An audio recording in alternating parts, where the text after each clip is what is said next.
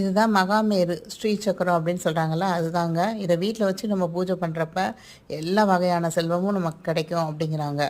இது ரீசெண்டாக நான் விசிட் பண்ண காலபைரவர் கோயில் தாங்க. இந்த கோபுரமே பார்த்திங்கன்னா அந்த ஸ்ரீ சக்கர வடிவில் தான் இருக்கும் உங்களுக்கு.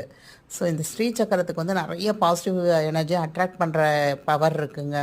ஸோ இது வந்து ரீசெண்டாக நான் அடையார் ஹேண்டிகிராஃப்ட்ஸ் அந்த ஒரு வீடியோ போட்டிருந்தேன். அதுலேயும் வந்து வெங்கலத்தில் இருக்குன்னு காமிச்சிருந்தேங்க. இது சில்வர் ஸ்டோர் வலசரவாக்கம்.